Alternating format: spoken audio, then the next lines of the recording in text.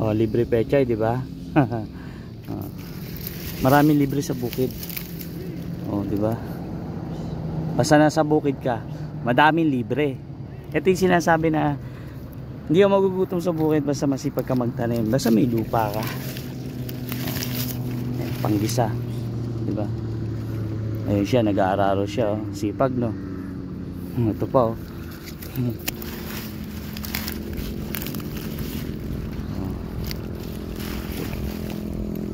Napakasimple lang ng buhay sa probinsya, pero masasabi mo na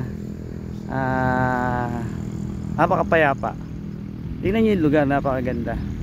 Siyempre pumuha tayo ng pechay, panggisa natin, may pangulam tayo. Tapos tingnan nyo yung ganda ng lugar. Kung may narinig kayo sa akin, nasa gilid lang kasi tayo ng daan. Ito pong pechay na ito ay sa kapatid niya, yung nag-aararo. Ayun po, diba? Tingnan natin kung paano siya nag-aararo. Nakakamiss ba ang buhay ng probinsya pag nakakita kayo ng kalabaw? Alam nyo ba ang kalabaw baka dumating ang araw maging isang kwento na lang siya, dahil ang kalabaw ngayon nagiging ulam na. Diba? Pero siguro meron pa rin nagpaparamay ng kalabaw. Ayun, sipag niya, malapit na umulan pero tuloy pa rin yung trabaho ni kuya. Yan yung paraan ng pagbubungkal ng lupa nung araw, pag-aararo. Diba? Kuya, salamat. Tapos ang ganda ng kundol ni kuya, ang lalaki. Ang lalaki. Ang grabe tong kundol na to. Ang sarap siguro gawin candy na ito. Diba?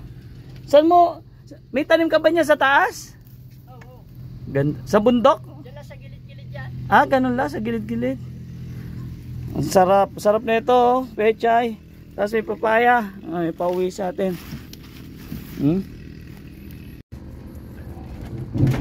Yun o, may pauwi pa sa ating kundol si Pre-Risky. Magkakilala po kami niya, magkaibigan po kami niyan eh. Tapos meron pang papaya, saka pechay o. Diba? Kaya ko yan. Pre, salamat sa kundol sa papaya, saka sa pechay. Ang ganda rito, no? Tapos ang laki ng kundol. Sipin yung laki. Thank you. Okay, uwi na kami.